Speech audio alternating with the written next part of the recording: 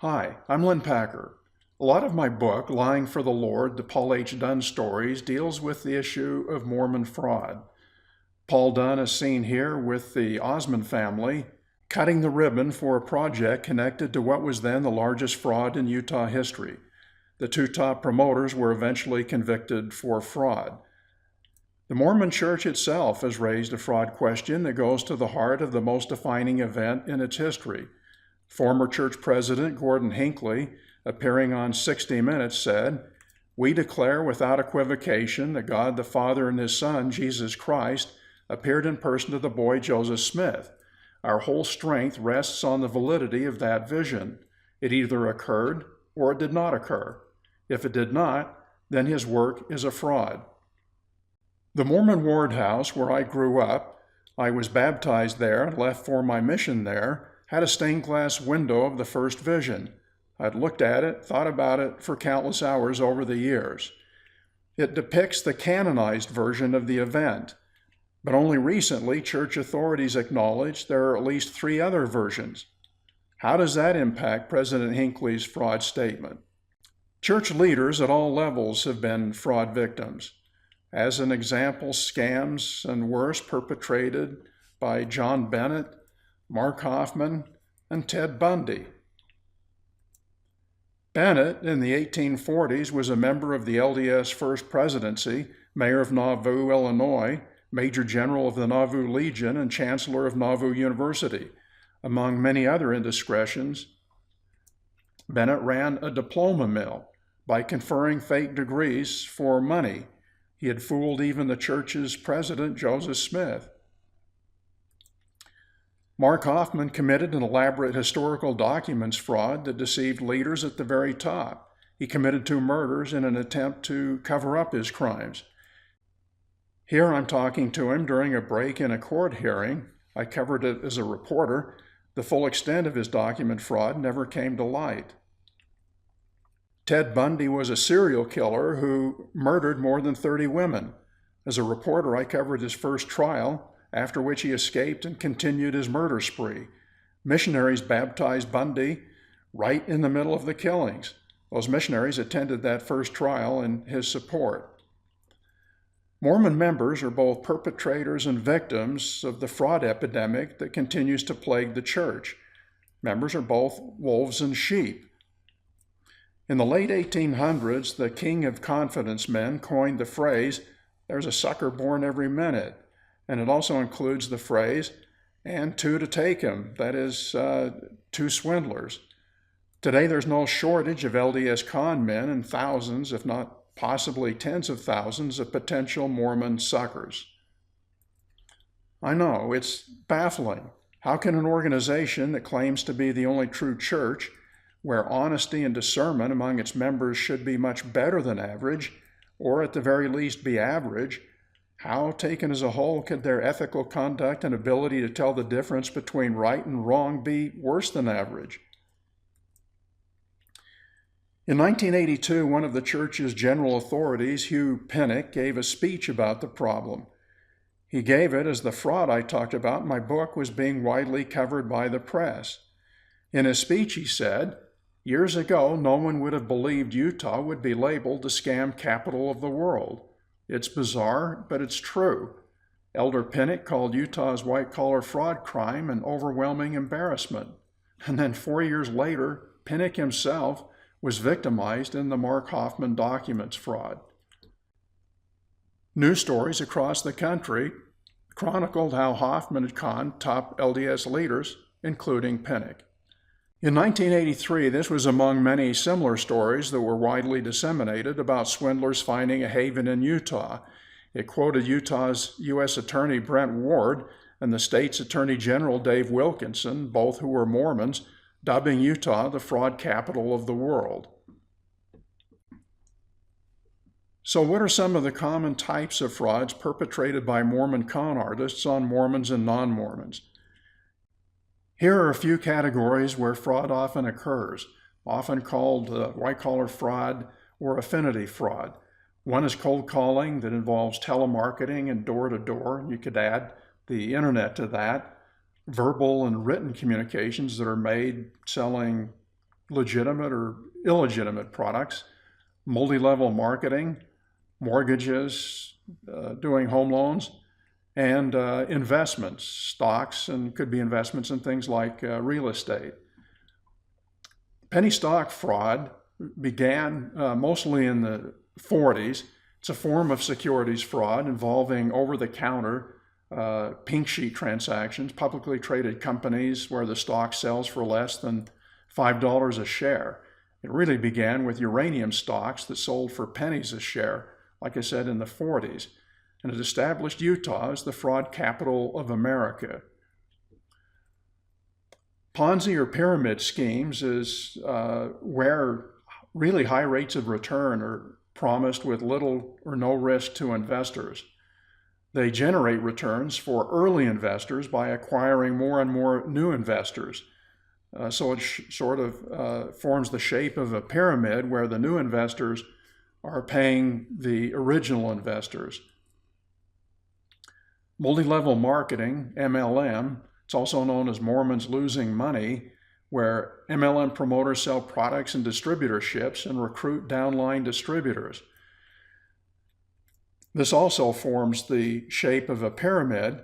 Distributors are paid for their own product sales and the recruiter's sales, so money moves up the organization.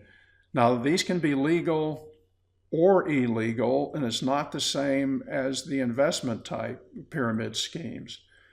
MLM products such as nutritional supplements and anti-aging creams are almost always overpriced and overhyped. Fraud occurs if misrepresentations are made. Door-to-door direct sales cold calling sell anything like pest control, scriptures, alarm systems, solar panels, and it's very similar to missionaries tracting and knocking on doors. Door-to-door sales are illegal if false statements are made.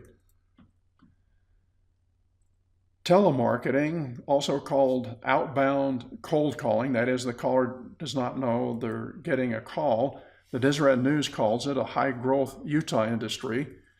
Utah's Division of Consumer Protection calls the phone an effective tool to defraud innocent consumers.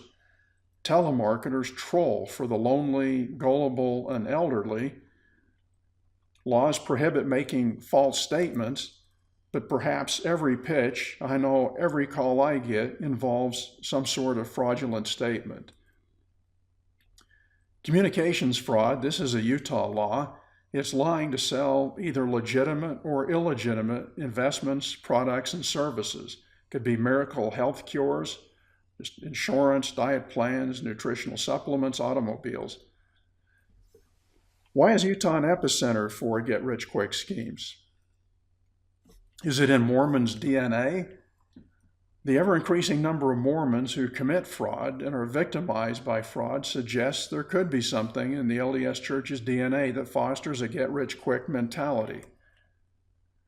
Let's look at fraud victim traits. This is for any type of fraud victim. They're usually trusting, naive, greedy, desperate, easily persuaded, less inclined to admit they've been victimized, quite often with extreme religious views, educated, more likely male than female, impulsive, and some of them can even be dishonest. Now here are some of the swindler's traits, and these are just general. Superficial charm, pathological liar, inflated view of self-worth, conning, manipulative, lacks empathy, lacks guilt, won't accept responsibility, pride in getting away with crimes, and seeks power. Could be any one or a combination of those, but almost always the swindler is a psychopath. Now, what about some swindler traits that may be unique to Mormonism? One or more of these. A returned missionary, a temple recommend holder, has a church calling such as Sunday school teacher, elders quorum president, bishop, stake president, and even higher.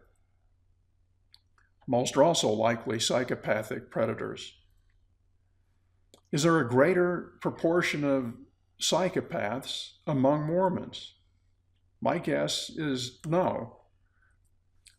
About 1 to 3% of the general male population is psychopathic. A lower percentage of women are. And this is divided among con artists, serial rapists, and serial killers and the like. Is there a greater proportion of psychopaths among Mormon priesthood leaders? My guess is there probably is. Maybe as high as 4%, 5% could be psychopathic. And how could that be? It's more leaders than the general church population. Well, maybe some clues come from Robert Hare, who's an expert and wrote the book Snakes in Suits. He said affinity groups are particularly attractive to psychopaths because of the collective trust the members of these groups have in one another. Like all predators, psychopaths go where the action is, which means positions and organizations that afford them the opportunity to obtain power, control, and status. Joe Navarro, a former FBI agent and a fraud expert, wrote that, and by the way, he prefers the term predators over psychopaths. Predators embed themselves in religious organizations. They seek to be part of the clergy. In other words, they seek position within the church. Organizations provide a convenient base where predators can prey on others for financial gain. Membership gives legitimacy. He even cites Warren Jeffs as an example with sexual abuse of children in the name of God. He continues, if the predator becomes a leader within the church or religious group, then he or she is immediately cloaked with power and authority. Most people still have a high respect for their church leaders and are willing to give them greater latitude and the benefit of the doubt. He said no religion or sect screens for psychopathy. Organizations often try to handle negative things in-house to avoid bad publicity, so they're reluctant to report even gross criminal misconduct on the part of predators in their midst. And that's really true of Mormonism, has been my experience as a reporter. Now, so why could there be more fraud among Mormons than other churches that these two experts talked about? Well, one is emphasis on members' decision-making by feeling, that is, being led by the Spirit rather than by thinking things through. Another is an inordinate reverence for leaders. Mormon doctrine has it that leaders at all levels are chosen and directed by God. And a Utah white-collar fraud attorney said, many here in Utah focus more on the person than the nature of the investment. They think so-and-so is a great person or such a good member of the church, so the investment he is pitching must be great too. Another reason could be that the rank and file clergy, bishops and such, are part-time. They're not paid. Many also engage in business. This is unlike many other religions. And top LDS leaders are paid, and they are paid clergy, but many came out of business ranks and continue to engage in church-owned ventures. And then there's the sort of inbred leadership selection that's biased in favor of businessmen. For example, a farmer is less likely to engage fellow Mormons in a business fraud. Now, Brigham Young in 1859 may have been describing these sort of wolves in sheep's clothing. He said, we have the best and the worst. Why the worst? Because the devil prompts men and women of the meanest and lowest grade to embrace the gospel and get a foothold in the kingdom of God to destroy it.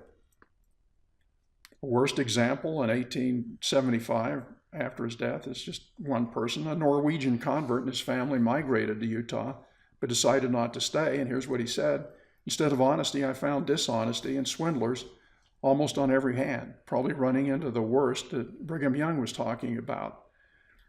Are there still best and worst among Mormons today? It could explain the incongruity, why many Mormons are among some of the best people in the world, and yet others are among some of the worst. Why so many of those worst Mormons engage in so much sleaze and fraud.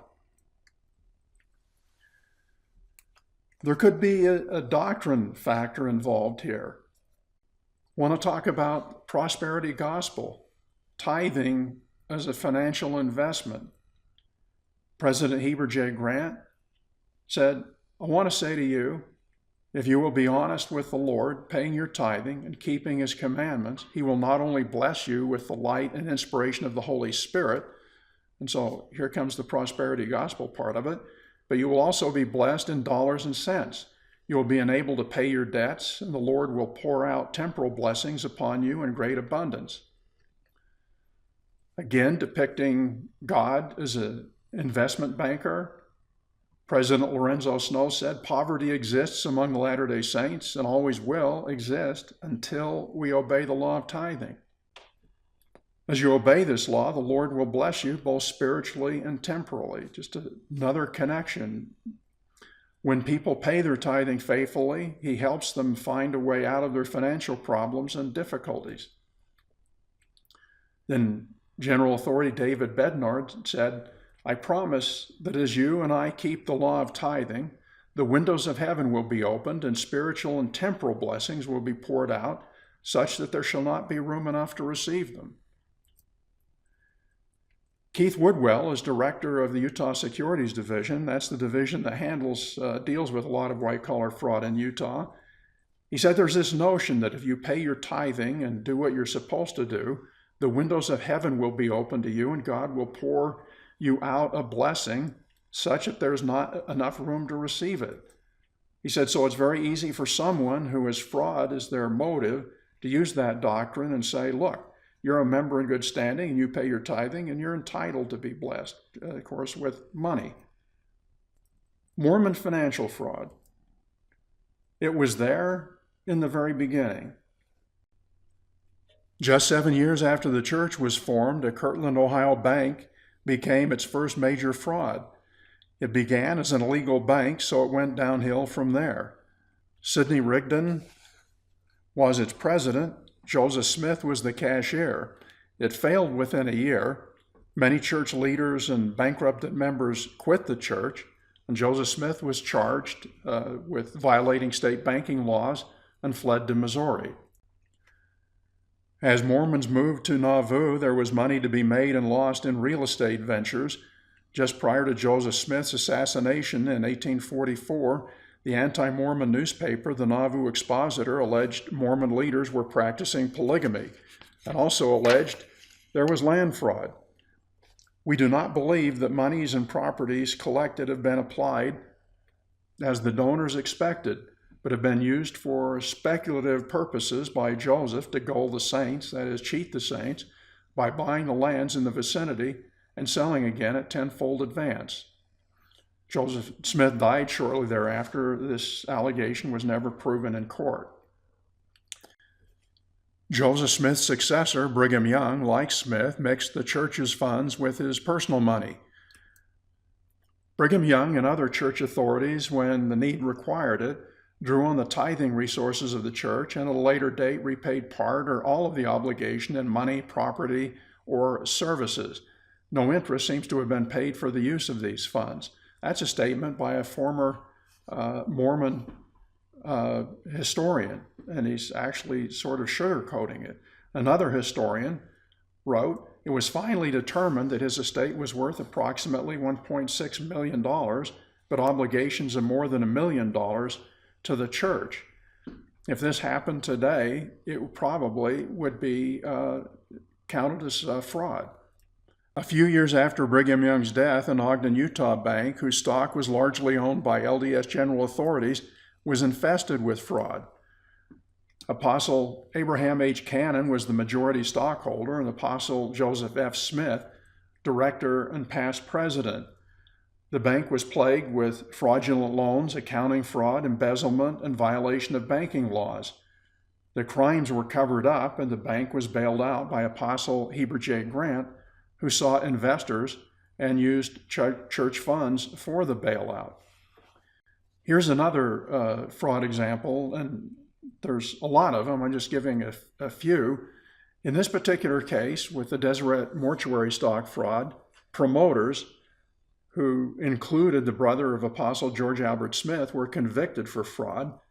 George Albert Smith who later was president of the church, was also a company director, and he paid fees for the attorney, Henry D. Moyle, who later became an apostle. And Hugh B. Brown, who later also became an apostle, had set up the stock offering and helped solicit investor funds.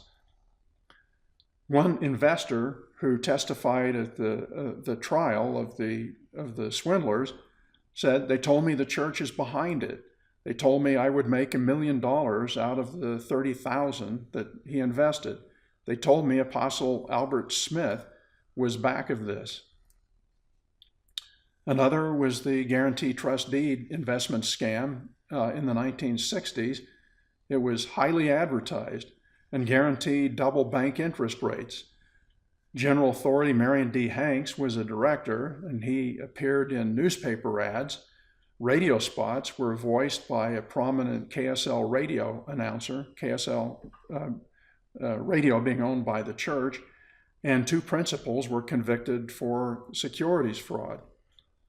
American Ranch and Recreation and NAVSAT were actually 2 frauds committed by Snell and Johnson, and he was convicted in 1974 and 1982.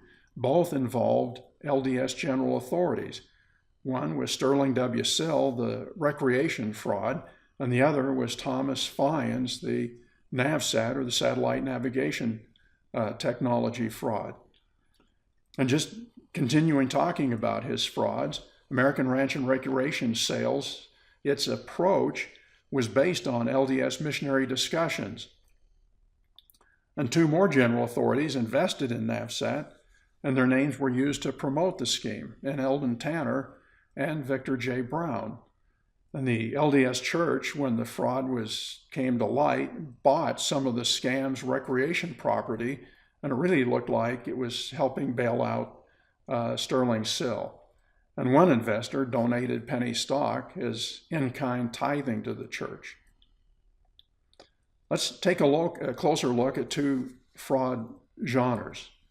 First, summer door-to-door sales, and then multi-level marketing. Utah County. It's the nation's capital of summer door-to-door sales. BYU and nearby campuses are prime places to recruit mostly returned missionaries for these summer sales jobs.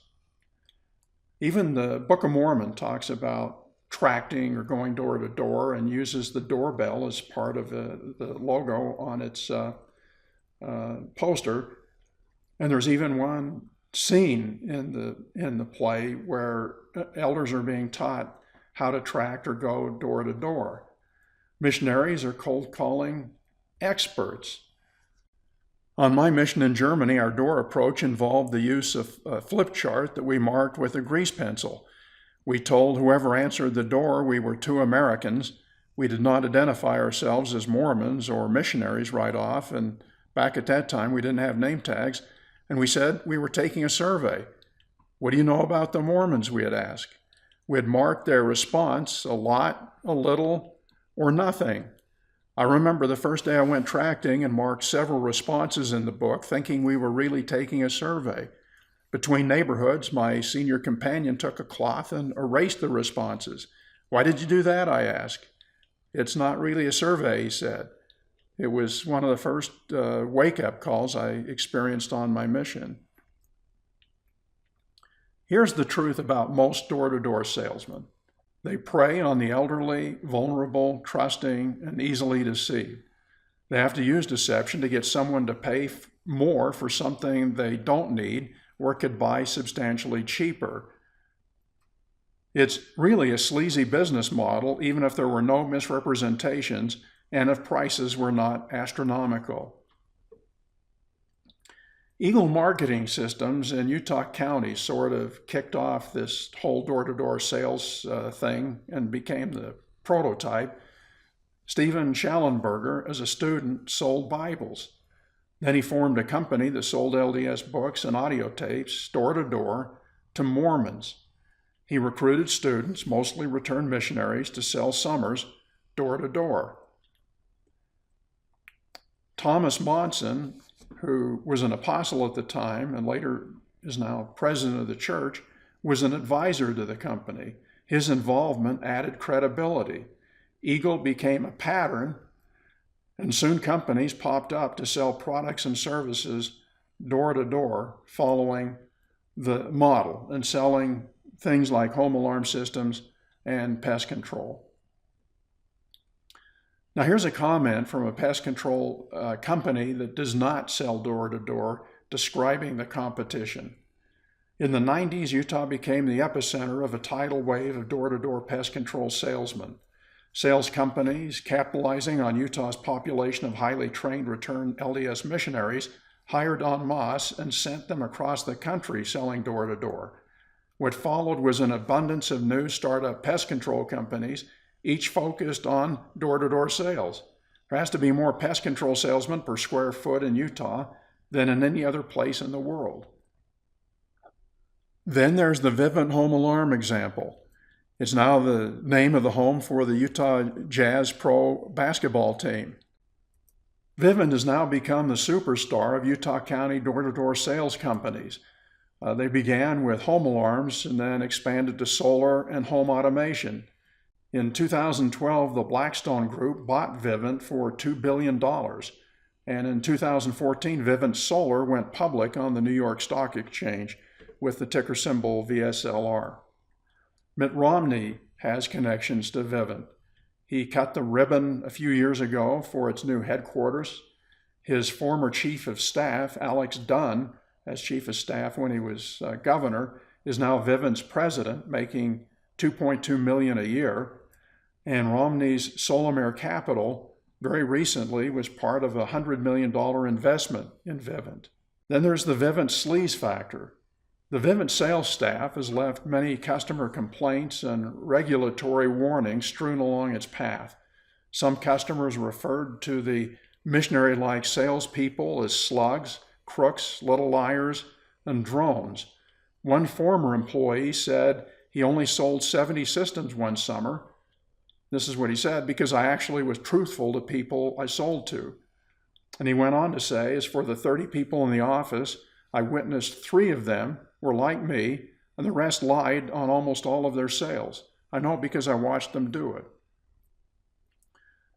Just recently, the Better Business Bureau put out an alert. It says, with the summer door knocking season set to begin, we're warning consumers about deceptive home security sales tactics. Several Utah home security companies are responsible for most of the questionable sales practices nationwide, taking advantage of thousands of consumers every year. Far too often, the salesperson who knocked on their door was not honest about what they were selling. Then the Better Business Bureau quotes a victim. It's terrible that some businesses operate this way and train their sales reps to lie, cheat, and swindle consumers like me. As a Utah resident, I'm embarrassed that some of the worst offenders of these unscrupulous business practices are headquartered right here in this state. Here you see a graph of Vivint stock prices. It hit a high over a year ago, and then 5 U.S. law firms announced investigations into suspected securities fraud. And the price has since plummeted to where it is today. Next, I want to talk about Utah's MLM, multi-level marketing cesspool. Many of them, not all, but many of them involve the direct marketing of dietary supplements. Utah has a long history, as does the United States, of using patent medicines and seeking miracle cures. Here's just a couple of what were hundreds of remedies and elixirs. And here's one from Utah, Kol Kura, that was part of Valitan Remedies. Google it. They're really well known. Today's Latter-day Patent Medicine show still involves hawking miracle cures, but through MLM. Now they don't use a horse and wagon, now just using PowerPoint and demonstrations. It's really 21st century patent medicine men. The LDS Church's history with patent medicine really could be represented by a pendulum that swings back and forth. In the 1840s, they were distinctly pro-patent medicine, Mormons were generally, and anti-doctor. And then the pendulum, when the Saints got to Utah, swung sharply the other way to the 1910s.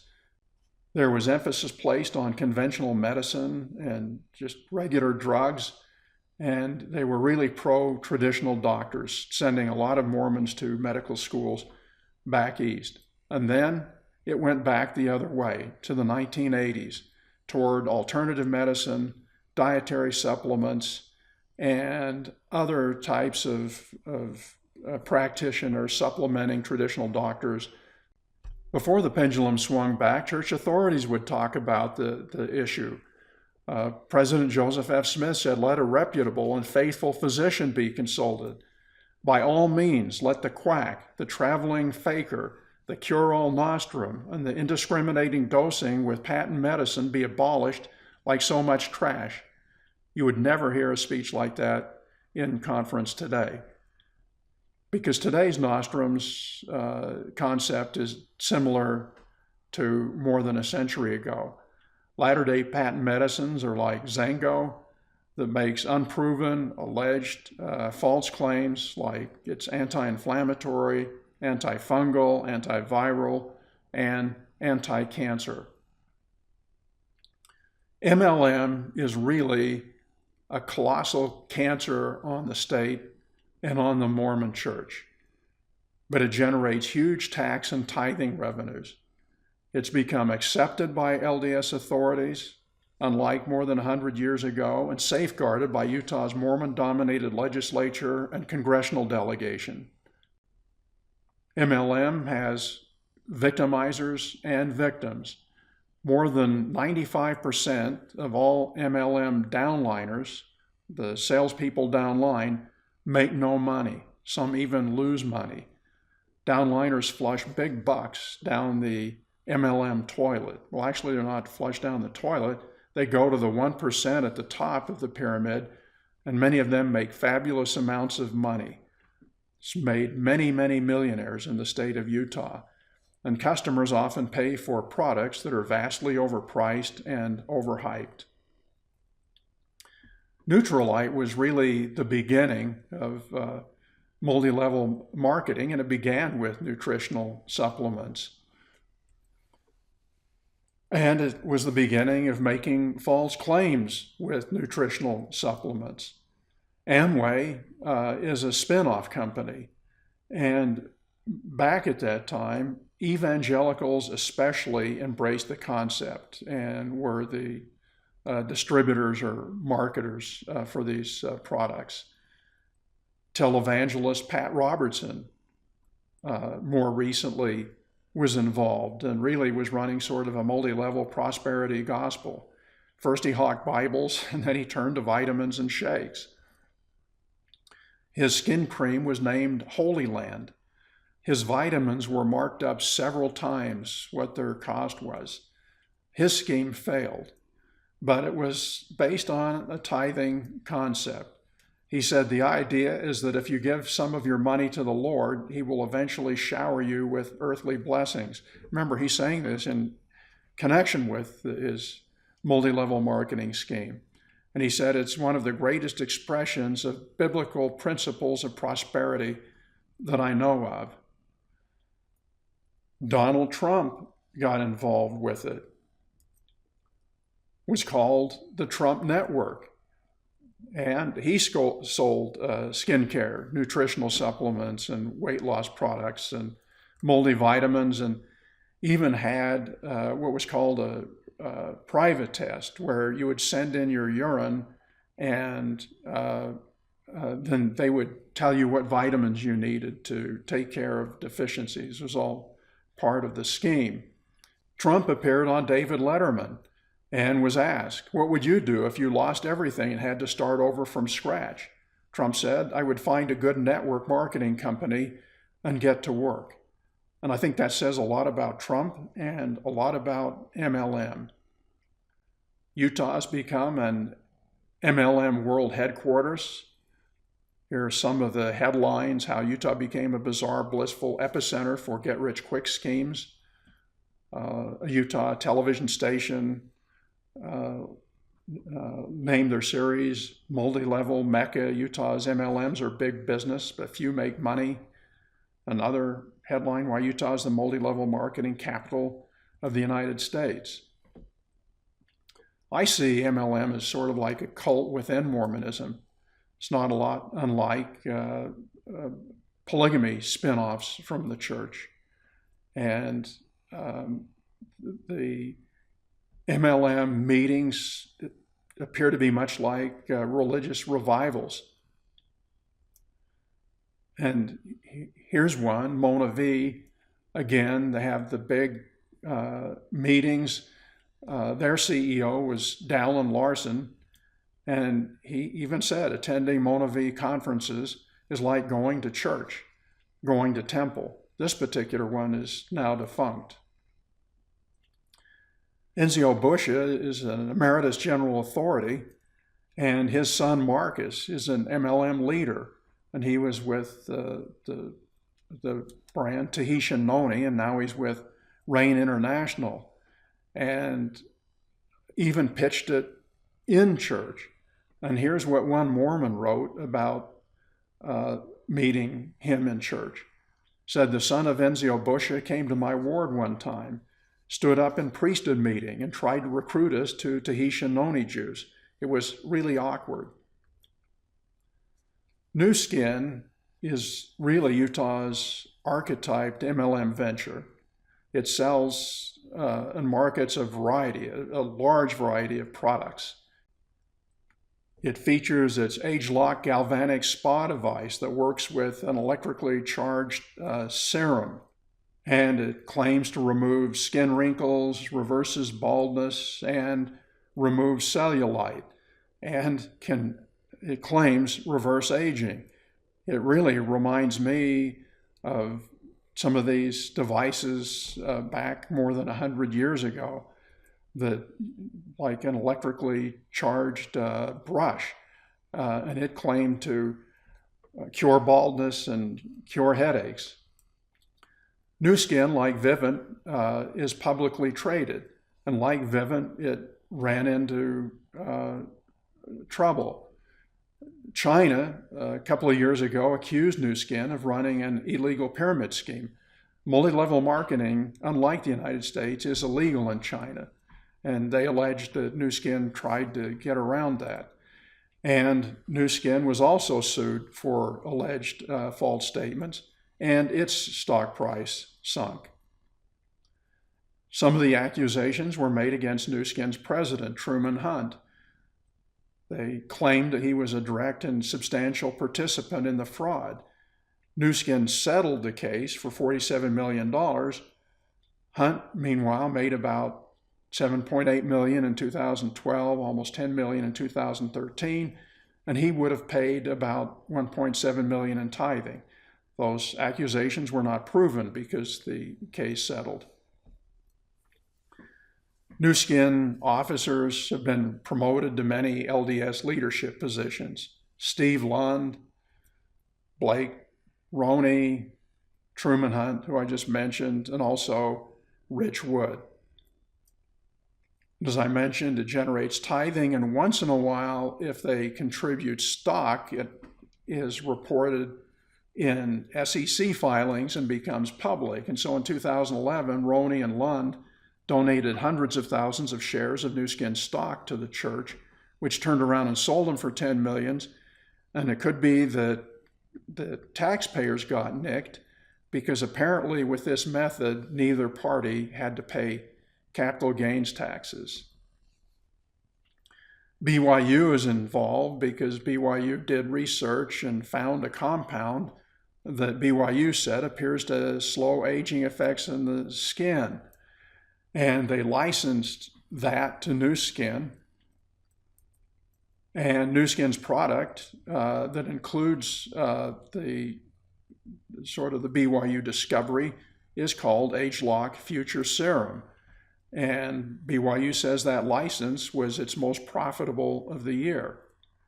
And then there's another BYU connection with the scoreboard at the stadium, was bought or partly sponsored by New Skin. That was in 2012.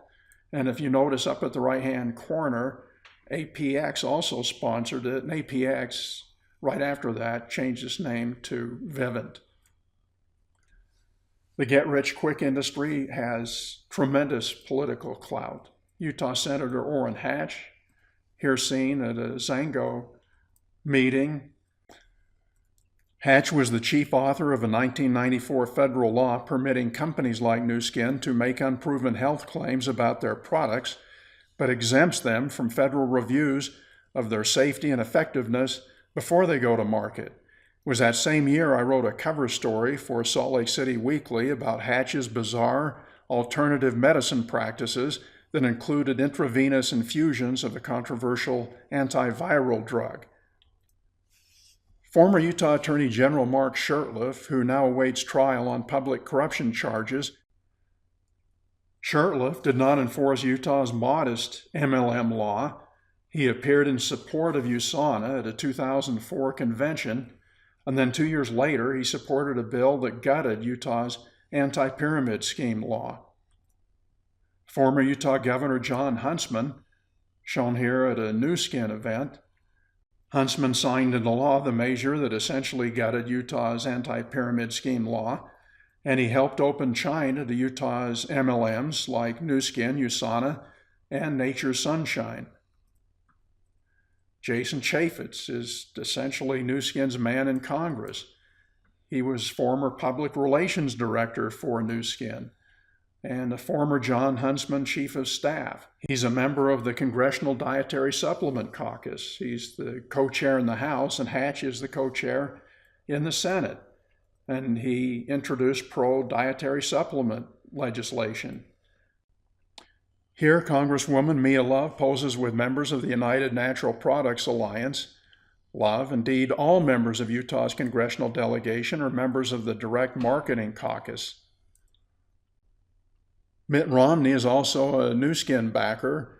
When Romney headed Utah's Winter Olympic Games effort, he helped arrange a $20 million Nu Skin donation.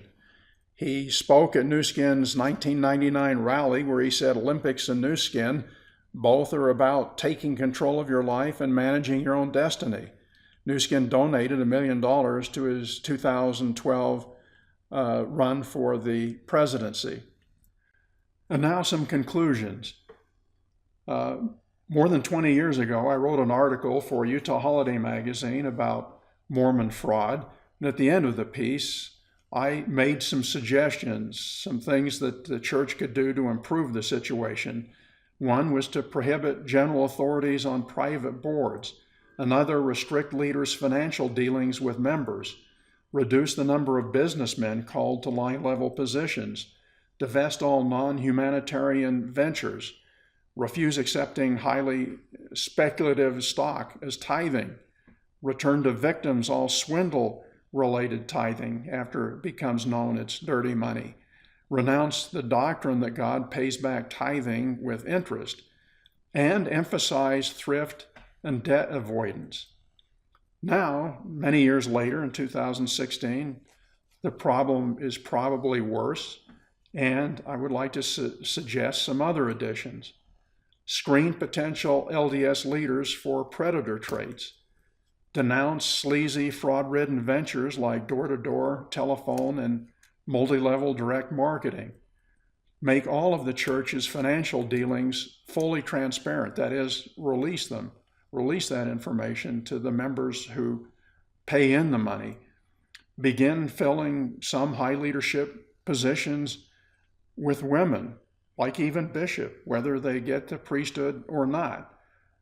And most important, curb Mormon radicalization.